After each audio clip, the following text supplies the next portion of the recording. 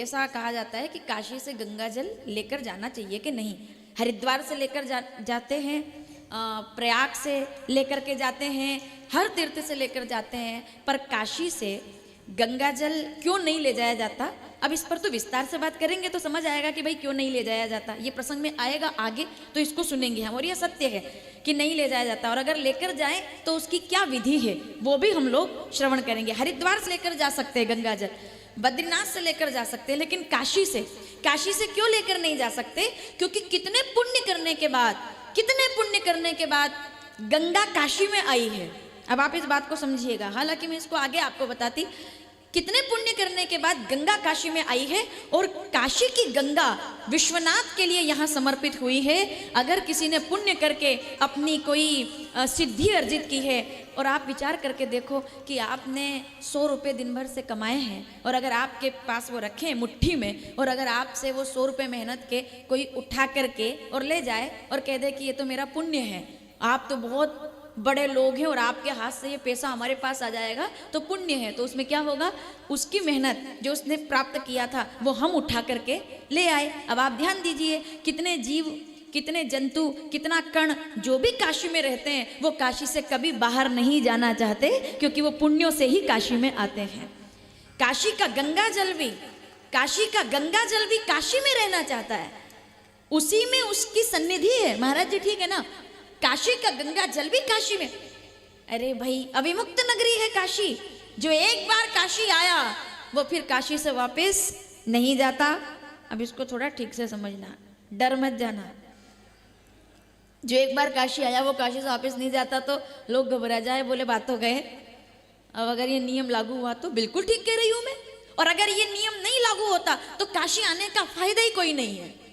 अगर ये ना हो, इसमें प्रामाणिकता ना हो, तो काशी आने का फायदा कोई नहीं है। क्योंकि रामचरितमानस उत्तरकांड 120 दोहा 5वीं चौपाई के नर तन सम नहीं कवनऊ देही, जीव चराचर जाचत एही। देवता भी तरसते हैं कि हमको काशी में एक कीड़ा भी बनने का मौका मिल जाए तो हमारा सौभाग्य होगा, तो हम वो भी बन करके नहीं जाना चाहते।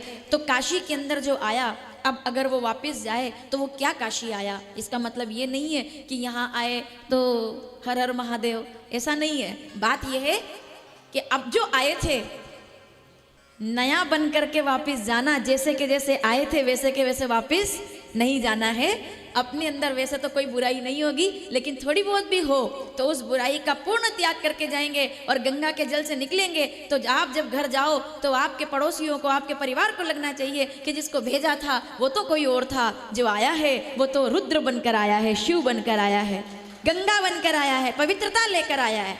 और ये कब होगा? अब मैं थोड़ा बताऊं आपको ये कब होगा।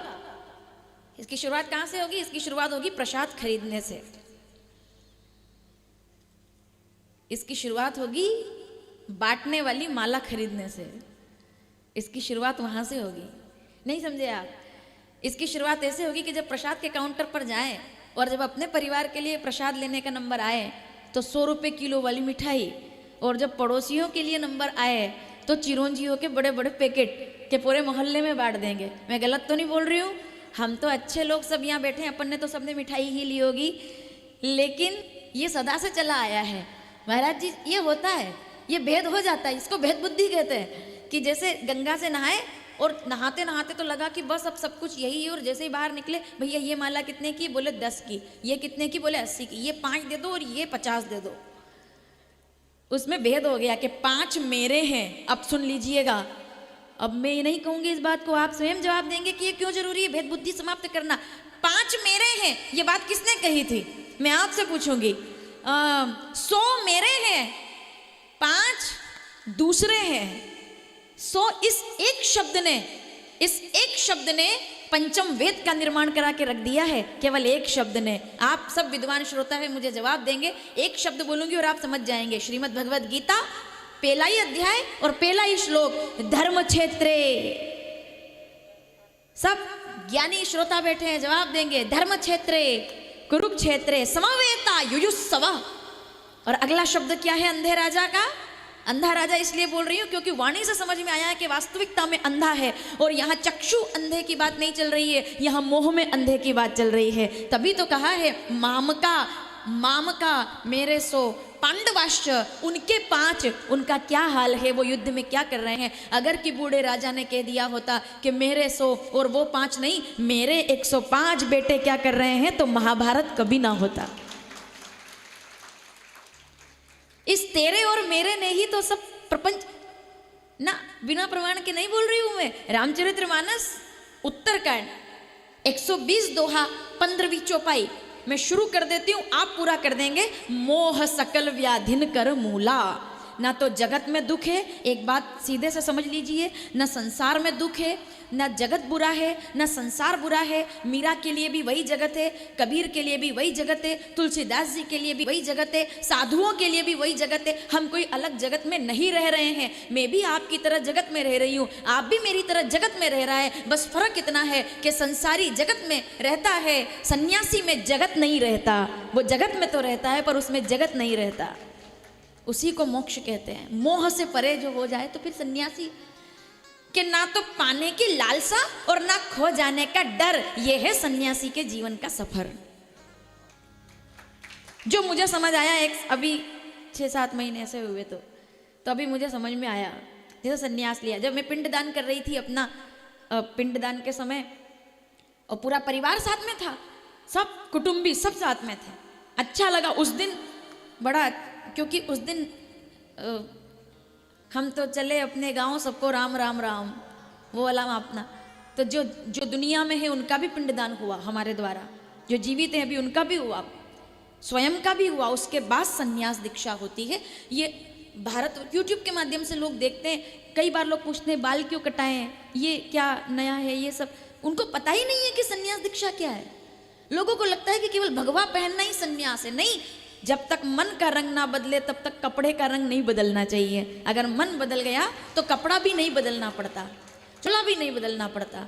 इतनी सी बात है महाराज जी। भेद बुद्धि खत्म हो जाए आप में और हम में तो फिर क्या बचा है, फिर बचा क्या है। सोचो आप कि आप इधर से जाओ तो मेरे लिए केवल एक काम करना, इस बार जाओ अपने लोगों के लिए तो उपहार लेकर जाओगे, लेकिन पड़ोस के बच्चे के लिए भी उपहार लेकर के जाना, जो आपके यहाँ हर 3 दिन में चक्कर लगाता है, आंटी जी बोल करके। सबके घर में ऐसे बच्चे आते होंगे और जरूर आते होंगे। जो आपका पड़ोस का बच्चा जिसको आप वहाँ तो मीठी मीठी बातें करते हैं कि अरे बेटा बड़ा अच्छा, उसको 2 गुलाब जामुन खिला भी देते होंगे। उसके लिए सबसे बड़ी बात क्या होगी कि आप काशी में उसको याद रखो, जो आपका पड़ोस में कोई बच्चा हो, आपका घर में काम करने वाला कोई नौकर हो। जिस दिन धामों से तीर्थों से ऐसे लोगों के लिए उपहार उठने शुरू हो जाएंगे, उस दिन तीर्थ यात्रा करना सफल हो जाएगा।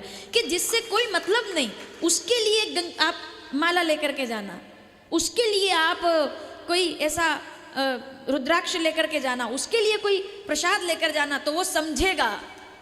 मैं ये नहीं कह रही कि परिवार के लिए मत ले जाना, मैं ये कह रही हूँ कि परिवार के लिए ना ले जाएं, ऐसा नहीं, सबको परिवार मान लें, ऐसा कुछ करें कि सब मेरा परिवार। और एक बात याद रखिएगा, आए भी अकेले हैं और जाएंगे भी। मणिकर्णिका घाट पे बैठ जाओ, आपको चेतना मिल जाएगी। जिनको शरीर से प्रेम है वो तो डर कर भागेंगे, लेकिन जो आत्मा का सत्य जानते हैं वो मणिकर्णिका घाट पर बैठ करके परम वैरागी हो सकते हैं कि जीवन का अंतिम सत्य यही है। जगत कितना भी मेरा था, परिवार मेरा था, सब मेरे थे, क्यों ठुकरा दिया मारवाड़ की राजकुमारी ने। नाम भूल गई, मैं आपसे पूछूंगी, और जब पूछूं तब बताना। जितने लोग सामने बैठे हैं, मारवाड़ की राजकुमारी सोने के कंगन त्याग देती है और बैठ जाती है बाबा जी मंदिर में जाकर के। महलों में पली, नाम याद करना, मैं याददाश्त मेरी कम हो जाती है 12 बजे के बाद।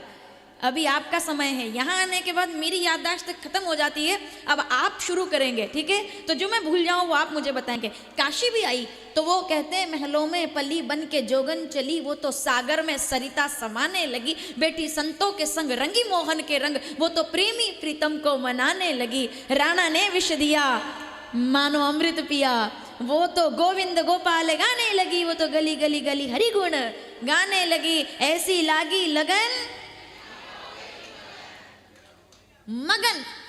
मगन हो गई कि क्या अपना क्या पराया, जगत मुझे छोड़ दे उससे पहले मैं जगत को छोड़ दूं। मानसिक रूप से, कि मुझे फर्क ही ना पड़े, जगत मुझे छोड़े उसको राग कहते हैं, मैं जगत को छोड़ दूं उसको विराग कहते हैं। मैं जगत को मन से त्याग दूं, मैं विराग, कि मंजिल तो तेरी यही थी। मणिकर्णिका घाट जाओ तो ये याद रखना जो बोल रही हूँ। और मणिकर्णिका घाट केवल एक काशी में तो है ही, लेकिन हर नगर में, हर गांव में ये घाट तो हर जगह, विश्वनाथ तो हर जगह मिलेंगे। और कहीं हो ना हो शमशान तो, अरे किसी गांव में राम जी का मंदिर चाहे हो ना हो, कन्हैया ठाकुर जी हो ना हो, नरसिंह भगवान हो ना हो, वामन अवतार हो ना हो, मत्स्य भगवान हो ना हो, परशुराम भगवान का मंदिर हो ना हो, लेकिन शंकर जी का भी मंदिर नहीं हो, तब भी शमशान तो होता ही है ना। तो वही तो शिव मंदिर है, वही तो शिवालय है। जहाँ शमशान है वहाँ भोलेनाथ है। उन्होंने स्थान ही वो चुना, क्यों? क्योंकि मंजिल तो तेरी। अब देखो आप, पूरी दुनिया छोड़ करके शमशान ही क्यों? इसके पहले कि हम कथा शुरू करें, पूरा जगत छोड़कर शमशान ही क्यों? शंकर जी कहते हैं सबसे बड़ा सत्य तो यही है कि मंजिल तो, शब्द सुनिएगा, मंजिल तो तेरी यही थी, बस उम्र बीत गई यहाँ आते आते, और दुनिया वालों से आखिर तुझे क्या मिला? अपनों ने ही जला दिया जाते जाते। यही तेरे अपने हैं, यही तेरा परिवार है, तो जो जला दे वो आखिर में वो अपना है, और जो जगा दे वही आपका परम सत्य गुरु संत साधु वही होता है जो जगा दे। जो जाने से पहले जगा दे कि जागरण करो भाई, यही सत्य है।